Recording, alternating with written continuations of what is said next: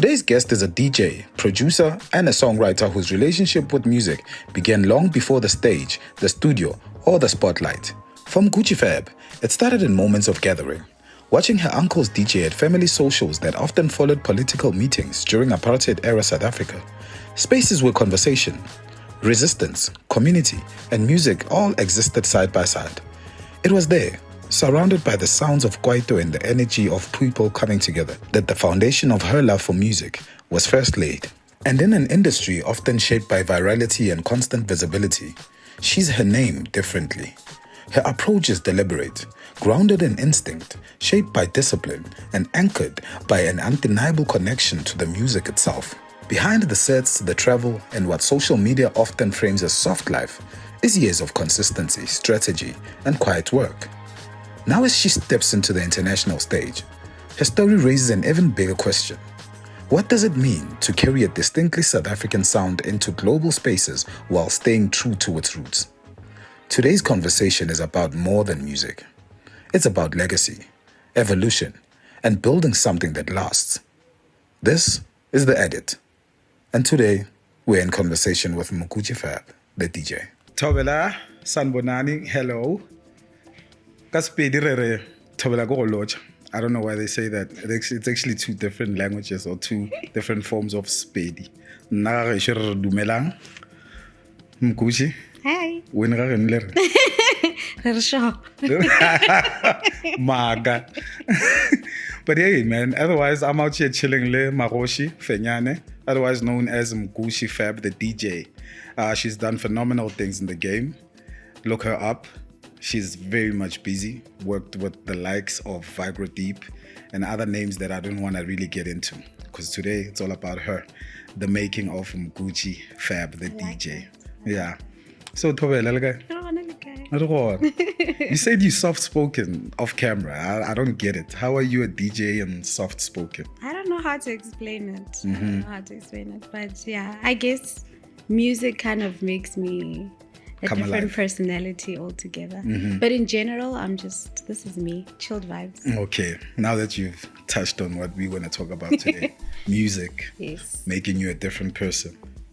Who are you before the music? So, hi everyone. Hi to the team. My name is Makgoshi Fenyane, MgucciFab the DJ from Mokopane. I am a musical being. I'm from Limpopo.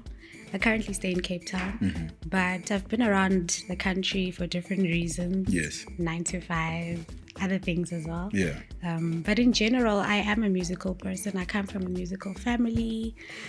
My uncles were DJs back in the 80s, which is actually quite crazy. It's a crazy story. Yeah. They used to host the festival, jadi political alliances. Or sing the disco. No. In Seshego. And so they became quite a well-known family. Yes. I don't know if people know about Poshoko, but yeah, they used to be very musical as well. So I was influenced by that period and that time, and I think maybe also because of apartheid and how it affected people staying in townships. Yes. A lot of the people who were part of like the movement, they would host a lot of political parties in those areas, particularly Seshego. So my father is a politician. You'll hear me speak a little bit about that, but they would have a lot of rallies. They would bring people together. They would have meetings. But in the process of having meetings, they would also celebrate. Yes. They would celebrate. They would play music, jazz, kwaito, which was famous at the time. So yeah, I was within those spaces. I was that kid running around while those meetings and those things were happening. I think that influenced where the music kind of came from. But to say I'm political, no, I'm not political. I'm definitely musical, and I'm definitely deep within my roots, where I come from. Yeah. All right. Yeah. Now, do you have siblings? Yes, I've got one sibling, Tebo Fenyane. Okay. She's also in the creative space. Yes. She's a computer engineer, what does she call you? Does she call you Mgucci? I'm the firstborn, so a lot of people call me Sesi. Yeah, but Yeah, because that's actually that's a pity thing, respectable, guys. SePedi vele. That's a And my pity siblings don't respect me. I've got younger siblings. They don't. They just like, "Khulufel." Like, really? I heard your No, sister that's call bad. tell you Sesi. Yeah. Makgoshi. And I'm like, how? Yeah, a lot of people call me Stacey, but Makgoshi is also the reason why my stage name is MgucciFab. So how does that come about? So when I was in primary school, Makgowa, my teachers couldn't pronounce my name. Makgoshi, eh. So they'd always have variations of my name. It would be like Magucci, Mgucci Fenyane. You know, so then my colleagues or my classmates rather started calling me Mgucci. And then the name kind of came together after primary school. Yeah. Yeah. Now, obviously, your uncles are DJs, play music Yeah. in an era that they were playing music at. And then you get inspired later on. Obviously, you were in school doing other things. Yes. Before taking on this music journey, what did you want to do? Let me be honest with you. I would have never studied engineering if my parents weren't black. I think if my parents were white, I would have probably did whatever it is that I wanted to do. I would have probably done music from the get-go, but my parents were hard on sisebenza kakhulu, reberekile kudu. There's no way that you can't have a solid You need education. to fall back onto something, yeah. Yes, that's their mentality, which is actually bad because I feel like it's a waste of dreams. I feel like it's a waste of time.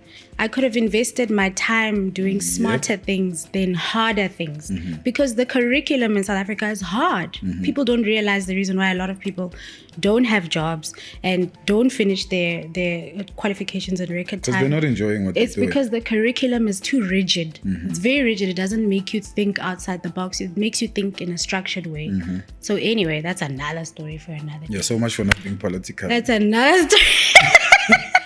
That's another story for another day. But I studied engineering. I studied industrial engineering. And to this day, I'm an engineer. But I would have never gone into corporate. I would have gone straight into music. I would have done music. I would have probably been a producer and a creative director within the music space because my thinking is like that. But yeah. But don't you think like being an engineer now gives you leg room, like to enjoy the music, like, to enjoy being creative, to afford a certain, let me say, maybe like, you know, like what's your hobbies? Other people's hobbies are expensive, and at the end of the day, someone what are those? A stance life and all that stuff. Someone wants to play golf, and everything is an expense at the end of the day. The industry is very expensive. Exactly. The South African entertainment industry is expensive. You get to do your music freely. You get to have a home studio. That is true. And isn't that afforded by being an engineer? There are other ways to get money. And there's a lot of money in the entertainment industry. There's a perception that people are not getting paid because there's no money. No. Yes. People are not getting paid because you don't know the right channels to get money. There is money in the industry, and the perception you need to have a degree in order to do well in the industry is not true. But am I fortunate to have a degree? Yes. Am I fortunate to have something to fall back on when COVID hits and there are no bookings? Yes. Am I fortunate to use my engineering skills to run my career as a business and not just DJing? Yes. So there are benefits from learning and sourcing from the degree that I have. There are benefits, but the thinking, if you don't have a degree, you won't be successful. That's not true. Yeah. Okay, I like that. But also I've heard recently Oskido saying artists need to have a backup. And in a sense, it becomes something discouraging for me to listen to someone who's a legend in the game that people want to be like, and then he's the one telling them about, you know. But at the same time, I take it as value and as advice to say, no, the game has changed. There's other things that you guys must look at before you can just put all your eggs in one basket. Yeah. You know? If I could add to that, I hope I'm not paraphrasing what he said, but I think he was talking more about understanding the business of music. Understanding that if you're a DJ, you're not just a DJ. Yes. You're also a musician. You're also a contributor to the brand. You're a contributor to the economy. I think that's what he meant when he said you need to have a place to fall back on. Because, for example, if you're a DJ and you're not a producer, when you don't get gigs, at least sell music. Yes. I think that's what he meant. I don't think it's discouraging to the point ya gore so zola or do prostitution. But I don't think that's what he meant. I think he meant don't just look at one element of the creative industry, look at multiple elements. Yes. Yeah. I like that. Now, before record labels started signing DJs and basically dictating to them what to play at events or saying adopt this sound, what was your sound when you started this? I think I actually tapped into that. I come from a background of jazz and kwaito and fusion. So when I discovered Deep House, Christos, during that period, the sounds were very similar to what I was hearing Kogai. Okay. So Bible going 45. Yes. Yes. Fresh, DJ Fresh. 100%. But with George Benson, even though they would play your Luther Vandresses and whatever, but those references were very similar for me. So when I heard Deep House, I was like, oh, so jazz can be upbeat. Oh, okay, so I can actually tap into that element. I was young. So even though my uncles were playing jazz and they were jamming to it, I didn't necessarily feel like I could play that. Yeah. So when I turned on the radio and on a Saturday or a Sunday rather, actually more Saturdays than Sundays, you would hear some of the radio stations playing your deep house tracks, etc.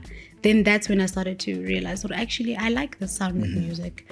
So my sound is definitely more aligning with deep house. Even though I'm an Amapiano DJ, the productions that I've made are very deep house oriented. They tap into nostalgic sounds, a little bit of electro tech, Afro tech, not so much Afro house, but Afro tech. Yeah. Okay. And then now that you're a vocalist as well, so that actually gives you a bigger room to work with than other DJs or other producers. Yes. How do you write to your own production? That's a good question. I mean, I tap into my own emotions and my own experiences. And at first, I was very shy. Yeah. I felt like, why must I talk about this experience that I've had? Why must I talk about my past relationship? This is my private stuff, But now I use it as a source of inspiration. I use it as a source of creation. Have you written for some other people Yes, or other I have. vocalists? I have. I have ghostwritten. Yeah. And then how does that work? Do you get frustrated if someone does not articulate the lyrics the way you wrote them? I'm not that attached to vocals. Yeah. Yeah, anymore. I used to be. Maybe it's the age. Maybe I'm getting older. And then language if let's say you're writing for someone else. Depends. If they Zulu, you write Zulu. South African industry, they enjoy Zulu music a lot. Of course. But that's partially our fault. And I say our because that's our fault. We haven't pushed ourselves to those levels. Yes, we haven't pushed the channels to allow for SePedi to be cool. And that's why I love Lekompo does. Oh my God. I love Lekompo. When I told me with this music, I'm like, you never say that to Zulu people when they playing when they play Maskandi. I'm like, now you come into my car, Lekompo, one way. So why are you judging me? So yeah, I like Lekompo. I don't play Lekompo, but I like it. And the reason why I don't play it is because it's not what my brand is. Or the circles where you play. Yeah, but listen, any day I can just decide. Kompo way. But yeah, I write in isiZulu. Then usually I get a so Mgucci form. Represent 015. So yeah, I write in Zulu. Recently I've started writing in SePedi. I actually dropped a song today. Oh wow. Is today the 1st of May? Yes, Nnete out. My song is out today. Nnete with Shane907, Tonic Blue, my arrow from MFR Souls. And I wrote that song, SePedi. Bayashleka was very nice. Bayashleka. Oh my gosh, you know my music. Yeah, get tight. That's cool. I love that. SePedi.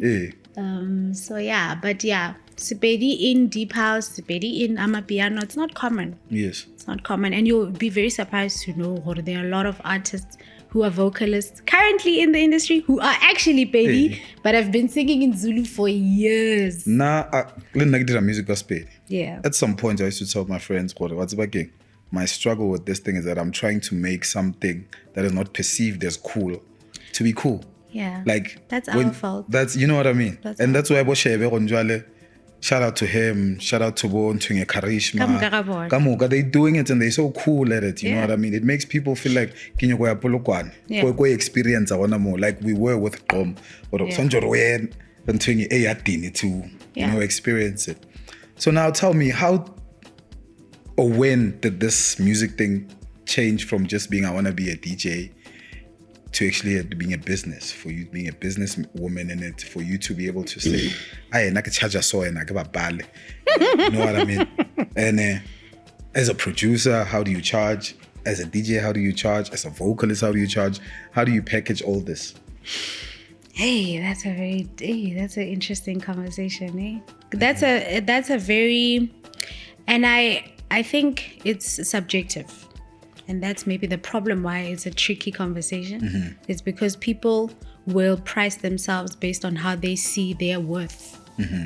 So when I come to the stage, I will not play TikTok songs. I will play a journey of music.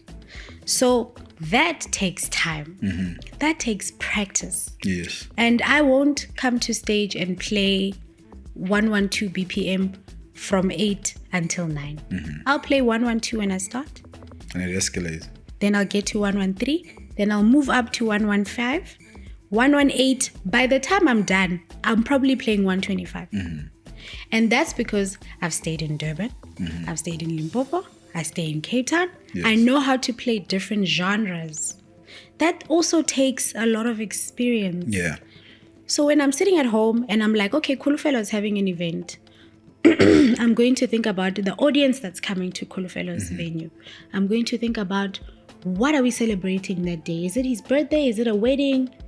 If it's a wedding, I'm going to take them on that journey. Yes. I'm going to start with the sing-alongs, the love songs, then get to the pumping energy. Then we're going to celebrate. Then maybe we can finish with the gospel song. Yes. So I'm not at a journey. Yeah. So am I not thinking in that process? You are. I'm calculating as well. You're assessing the whole situation. So I'm not going to play for free. And actually, credit to you for that, man, because previously we've had a few female DJs who kind of mentioned the same thing out. It's a build-up, you know? And if you know what you're doing, it doesn't matter. You can't prepare a set. You get to the place and you know how to escalate it and get the people to that moment. Yeah. Now, with you mentioning that you've lived in these few places, Limpopo, Jozi, now being in Cape Town, how is it that you get to still have a DJing career in Cape Town? Because I'd imagine if someone is popular in Jozi and moves to Bloemfontein, it's like even though, yes, online, we've got online presence and stuff, but how has it been easier for you, or how did you find it to now move into that space here, Cape Town, and grow and still maintain being Mgucci? That's a good question. Thank you for asking that, because people think, because you have relocated and you're staying in a different place, you're no longer the same person. I'm still getting booked by the same promoters. Okay. In Pretoria, in Mpumalanga, in Bloemfontein. So nothing has changed in terms of my career. I think when it comes to reach and connections, there's definitely a lot more movement in Gauteng. Yes. Where you can tap into whatever event is happening and tap into that, and tap into maybe if it's the metros that are happening, then there's a buzz around that, then you can show your face, whatever the case might be. But being in Cape Town has just taught me how to deal with a different type of crowd. Number one.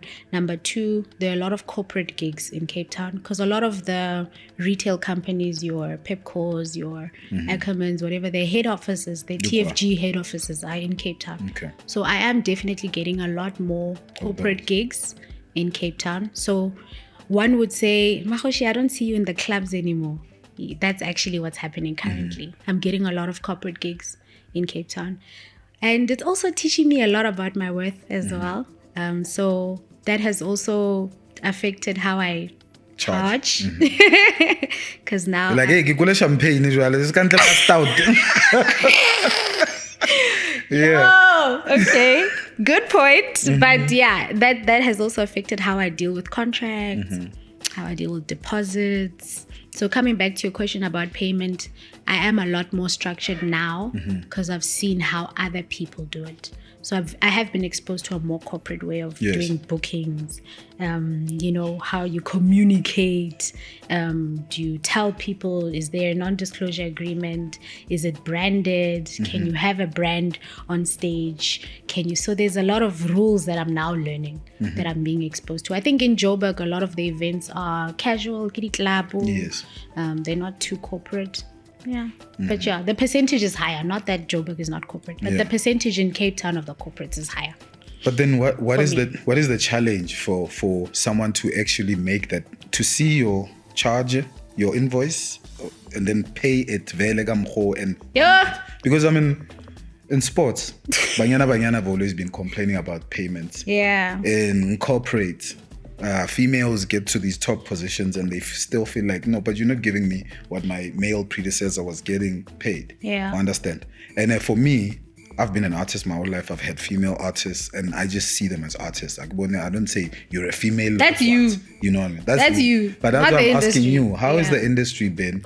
Is it challenging for guys to say, hi bo, spatale so and so, a male DJ, and they say Nnete so Mgucci the same? It's tricky. They don't always try to. I started in 2018 DJing, and I worked with the godfathers of Deep House. I think that gave me a little bit of respect from my counterparts.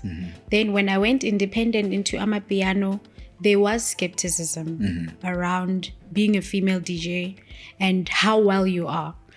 I am finding that now that a lot of female DJs are entering the space from content creation, they are creating a perception that they are not technical.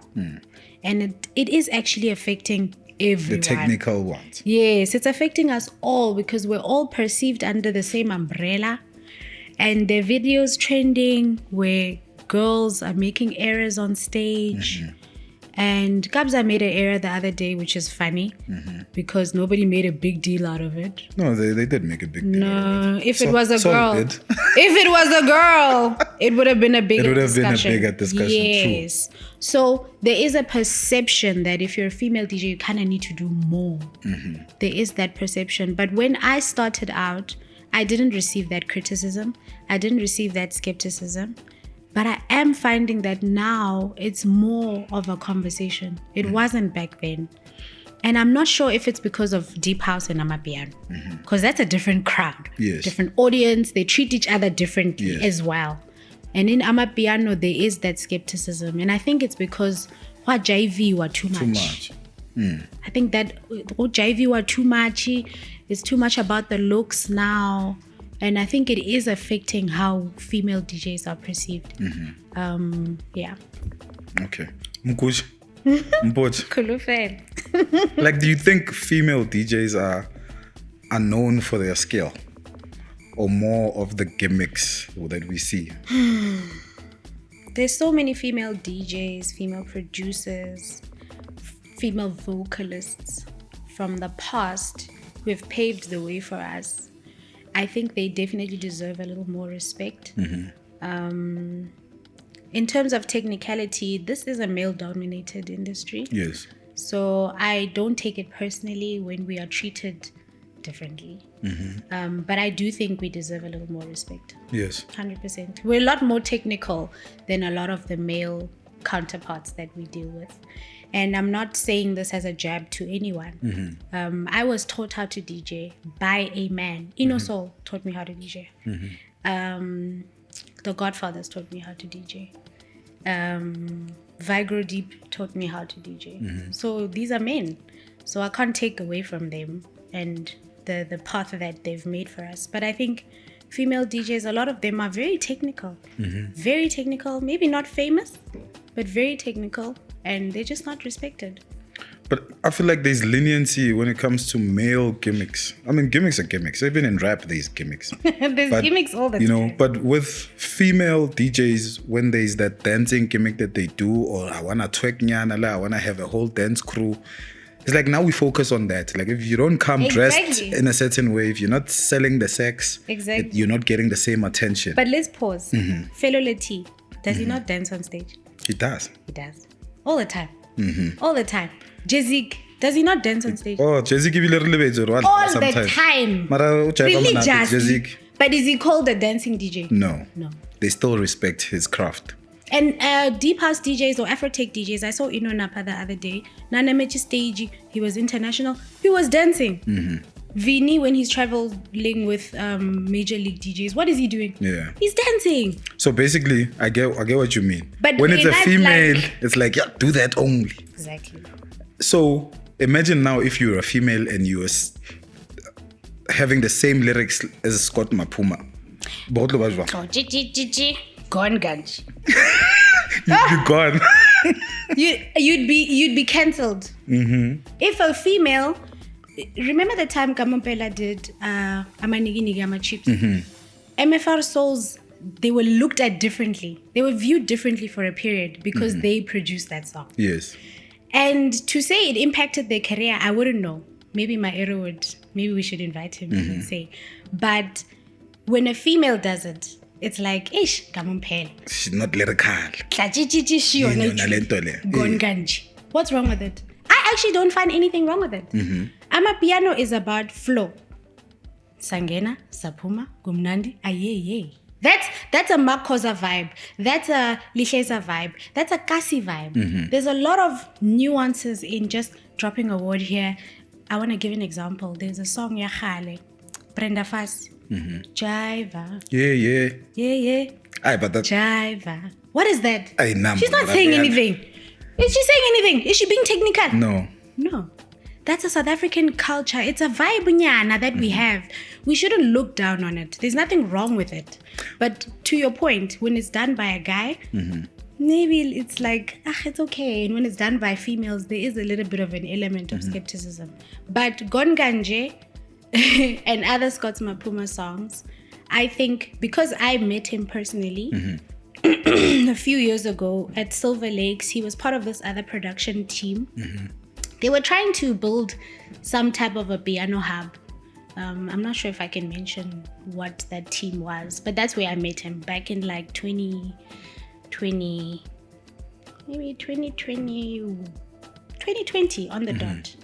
2020? No, I'm lying. 2021.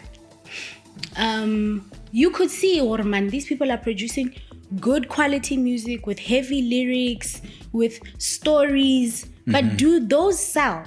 Exactly. In South Africa. People don't have time for lyricism. So you going into music as a musician, as a business-minded person, you're going to have to either do what sells or you're going to struggle and do the content that is too deep. I get what you mean. So now you're caught between a rock and a hard place because you're like, the cool stuff sells. This will get me gigs. How many gigs does Scott Maphuma have now? He's probably the most booked. But what is he singing? Gonganje. Manja, I mean. It's just like one word liners, but it doesn't say... Hey, but that's a jam. It's a nice song. It's actually a nice song. Yeah. But the point I'm trying to make, sorry, I'm not landing. When I met Scott, they were heavy producing. They were in the music, they were learning the sounds, they were mixing different elements of music. You could hear Ormuto, even though what udlala garena unali flow, who understand the music, who understand the peak there's of order the song. In the chaos. There's order in the chaos. Thank you. Who understand the peak of the song, who understand the way the song comes down, who understand that a song needs to go quiet. So people wait for it to come back. It's like there's a science in that. It's like let me take it to America. Sexy Red came in and it was like everyone was like, hey, in America, when you read about it, the other people are like, there's better artists that should be big. They were passionate. Yeah, why is she out there and all that stuff? And then I'm like, to the person that feels like they are more seasoned, I'm like, please, today, turn around, be a Sexy Red. Let's see if you can do it. Try I it. got you say what she's doing is nothing. It's easy. Is trifling. Please try it. Yeah. And let's see if you'll be as big as her or bigger. Yeah. There's sometimes there's an anointing that just comes over you. Yeah. And then you become an example or a litmus for that practice that you have started. It's the same thing happened with Cassper. Yeah. They'll always compare you to someone else, but they are more musical. And then you are hitting all these numbers. It's because at that time, there's a blessing over your life, my guy. So you know what I mean? let's talk about a Kelvin Momo musical production. Mm-hmm. You can tell that it's technical. Sharp. Let's talk about a cowboy production. Somebody who's doing a song with the Scots Maphuma. Mm-hmm. Is it not technical as well? It is. 100%. A different level of it. It's a and different understanding the people you are making the music for. 100%. So people saying vroom, vroom, vroom is stupid. Mm-hmm. They need to understand that this is a business. And some of these songs... Sister Bettina, still one of the biggest songs we have. Just nkalakata. It's just a bunch of party starting moods.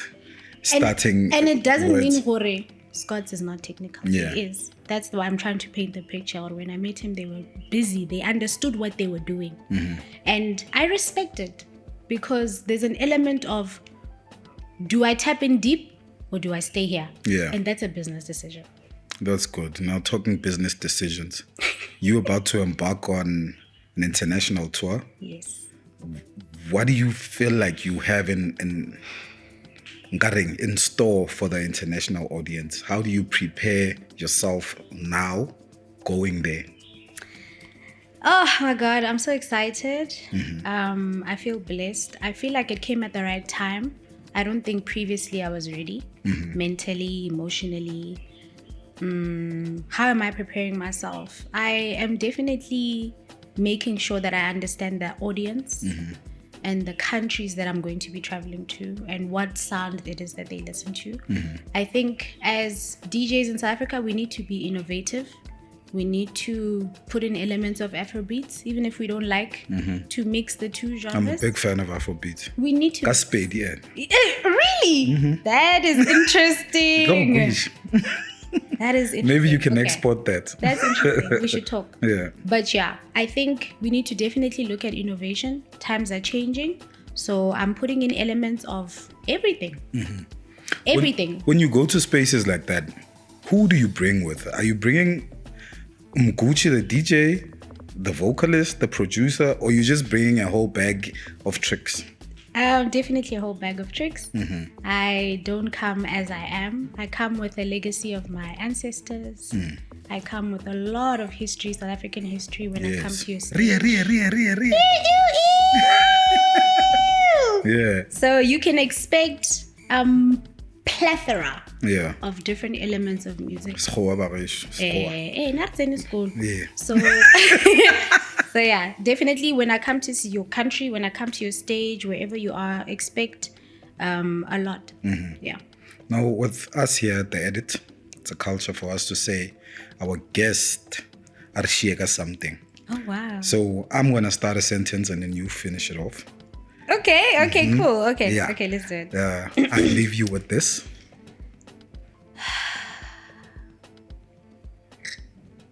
I leave you with an idea that fear is in your mind. Fear is your limitation of yourself. Just fear God and nothing else, because the moment you limit yourself internally, the world will perceive you as a limited person. So definitely do not live by fear. Oh yes. Para sa chabe selo nage mochene chaba fela tlala ke chabe ngwana motho.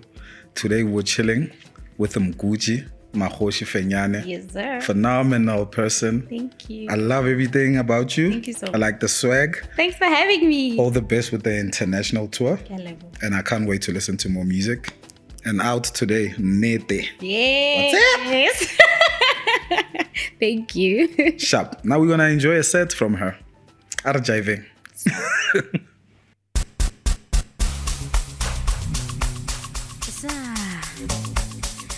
Asabe wena manisa.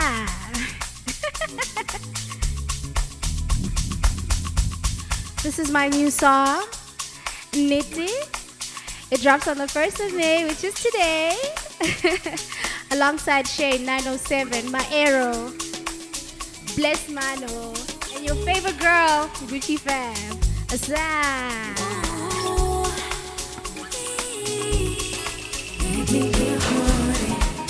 Como raro, Nnete que jore, como raro, vale vale tele, como raro, vale vale hufa, como raro, tamale batimu, tira trapa, tamale batimu, tira trapa, mangela li hondimu, tira trapa, yeah.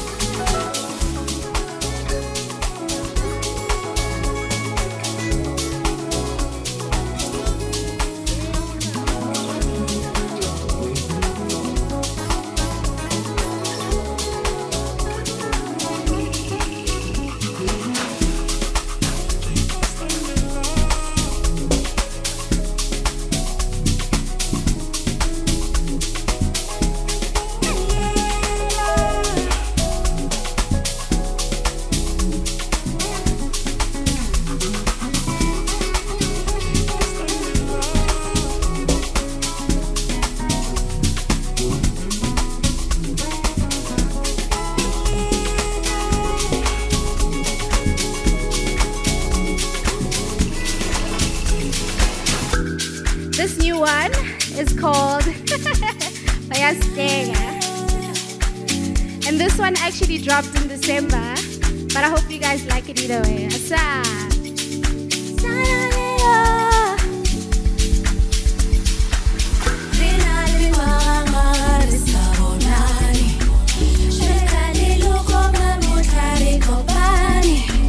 Perfect opportunity, would it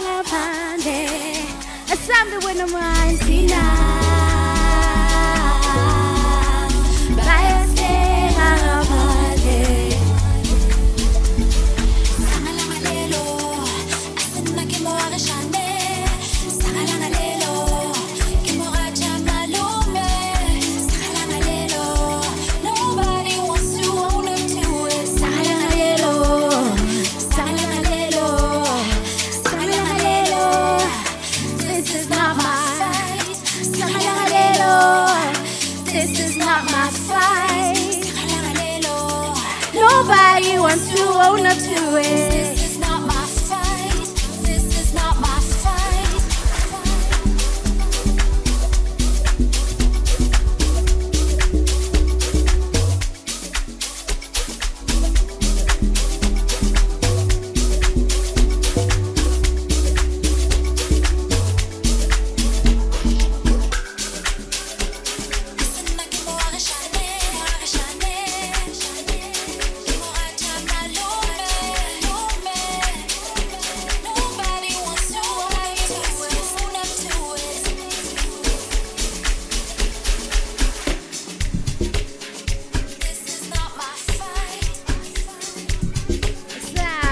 is not my fight.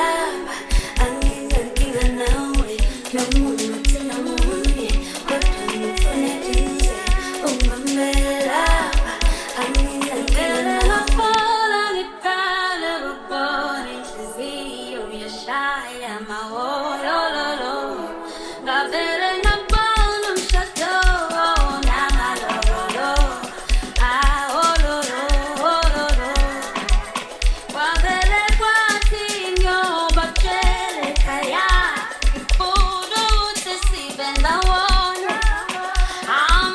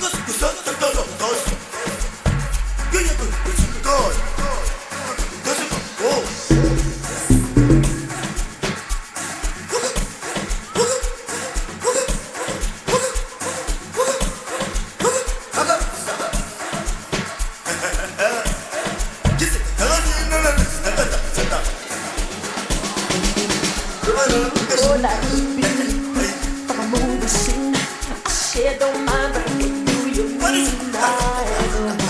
shake? Dance on the floor. Come on, SePedi. Come on, SePedi. Dance on the floor. In the rhythm. Shimmy, shimmy, come on. Shimmy,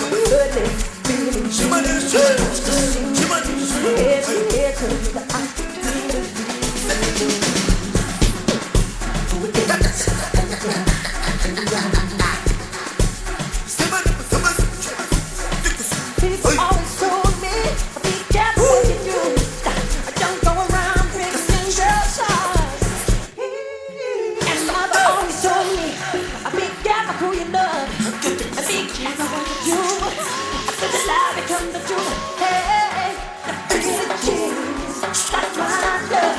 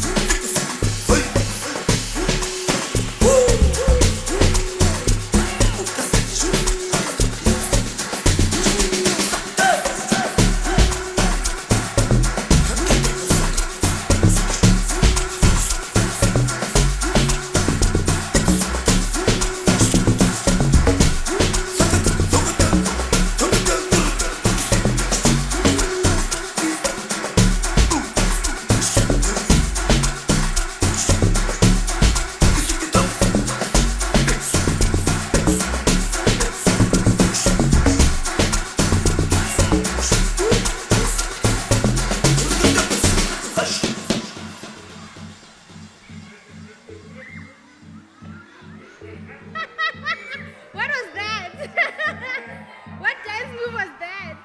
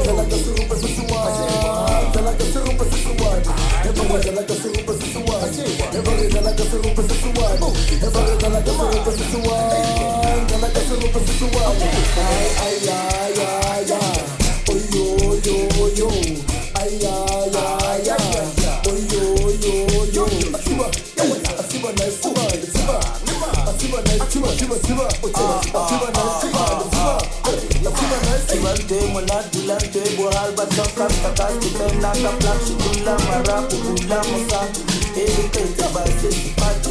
Tell them we're gonna go about 21. Not the song about bending now. They get you down. Oh,